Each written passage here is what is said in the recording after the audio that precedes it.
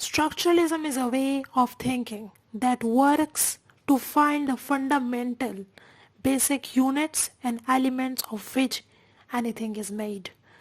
Structuralism takes its motivation from Aristotelian science and more specifically from the developments in chemistry and physics in the 19th century that established that all matters was made of molecules and that all molecules are made of atoms.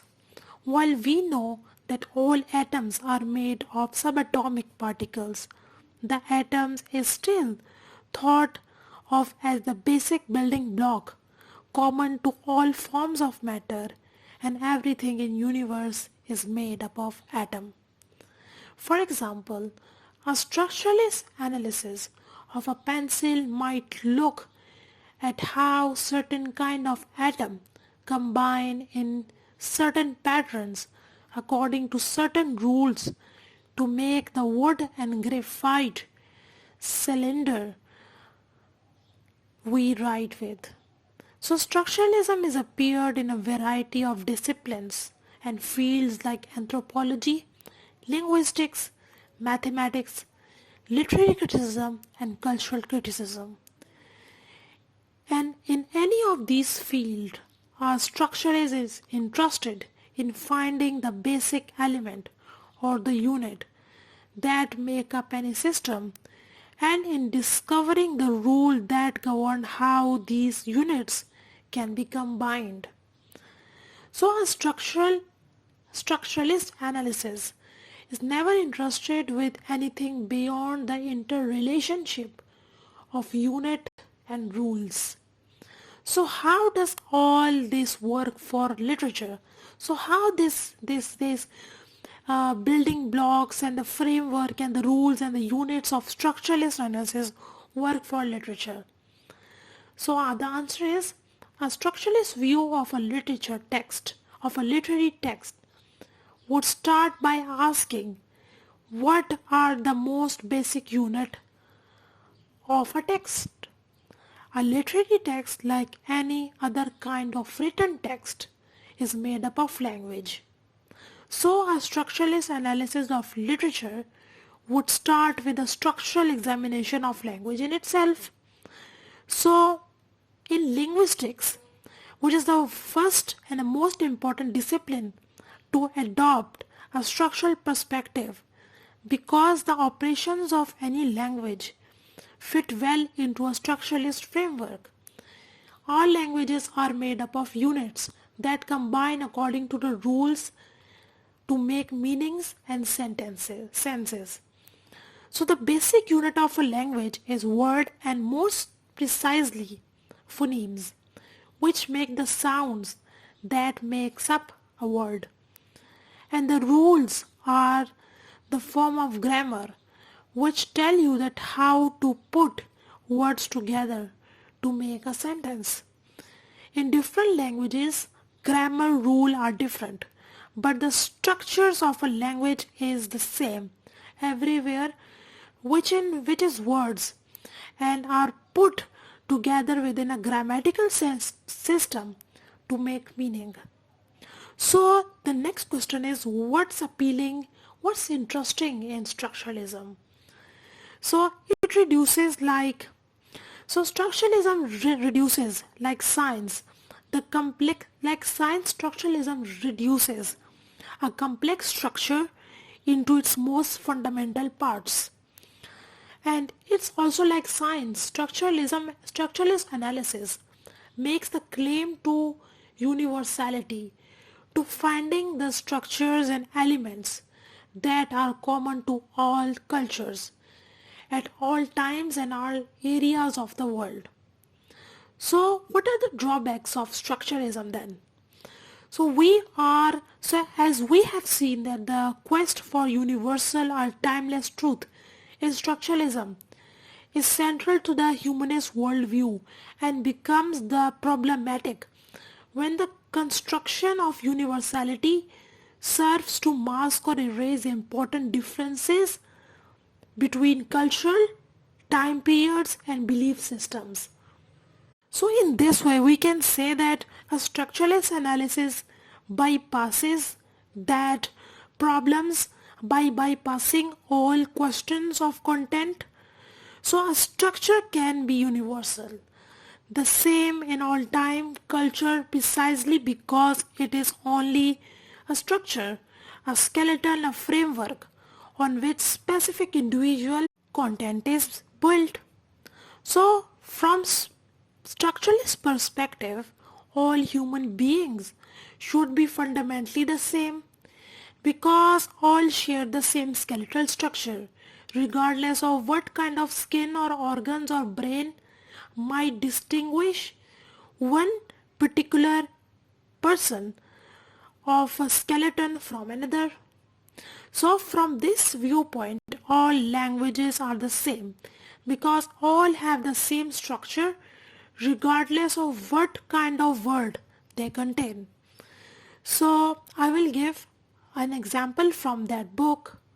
So there is an example that I will give you three characters and you tell me the story. The characters are princess, stepmother and prince. Just about everyone comes up with Cinderella or other titles that tell pretty much about the same story. From a structuralist point of view, Cinderella and Snow White are both the same story. The princess is persecuted by a stepmom and rescued and married by a prince. And the units, which are the stock character, and the rules are that stepmother are cruel, princes are victims, and princes and princesses have to marry. Whatever details or added element you supply, the basic structure of this story is always the same. And that's what structuralist analysis of literature, myth and other kind of narrative are interested in. So there should always be some drawbacks and limitation of structuralist analysis, right? So the goal of structuralism is to reduce all stories to some basic bare bone structure and then see how all stories are structurally the same. So this is what many critics such as Vladimir Prop and Russian formalists have tried to do. They hope to find atoms of myth and literature by identifying the core component of all myth had in common. So Vladimir Prop discovered some 31 functions present in the structure of all folk tales and showed that the functions were constant regardless of the specific details of the individual fairy tale. So this might not seem like a very productive and useful way to analyze literature. That's once you have identified the units and explained the roots, you are done and there is nothing more to say. So you close Hamlet and you keep it and the Hamlet will be dead after a century. So for those who are used to like reading literature in order to interpret complex webs of meanings, this kind of structuralist analysis is overly reductive and dehumanizing for them. So structuralism sees itself as a science of humankind and works to uncover all of the structures that underlies all things that humans do, think, perceive and feel in mathematics, biology, linguistics, religion and psychology and literature. So what's a good point about structuralism? And I like that point very much.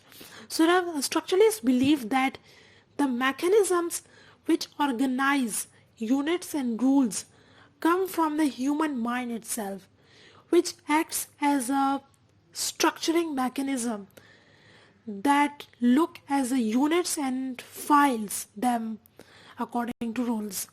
So this means for structuralists, the order we perceive in the world is not inherent in the world. But is a product of the organizing capacity of our minds. It does not mean that there is no reality other there out there, or that reality is like beyond human understanding. It doesn't mean that, but rather that there is too much reality, too much chaotic world out there, that too many units or too many kinds of things that to be perceived coherently without any sort of grammatical and system of organized or arrange them and to arrange them. So the natural world is incomplete and disorganized. And there is what the first video series I have made about the humanist literary criticism. And they said art make nature better by creating order and meaning from it. Or in structuralism, human mind function in the same way an art does to create an order that doesn't exist by itself. So what structuralism and humanism has in common? So the belief in some kind of universal human characteristics or activity. So structuralist analysis points the capacity of the human mind to create organizing system as a cultural universal and sees the structures created as fundamentally the same all times and in all places. For example, every human culture has some sort of language, and every language has some same basic structure, like words or sound are combined according to grammar of rules to produce meaning. Every human culture similarly has some sort of social organization, like a government, some sort of system for determining who can marry whom, and usually refer to a kind of kinship system, some sort of system or exchange good, which is called economic system. So according to structuralist analysis, all these modes of organizing human life proceed from universal structures. And that was all about structuralism, and I will make 2 more videos on structuralism based on Ferdinand de Saussure and Claude Lévi-Strauss. Stay tuned by subscribing this channel if you like this video only. So the whole playlist of literary criticism and theory is uploaded on the description box, so click that link and watch all the series. Thank you.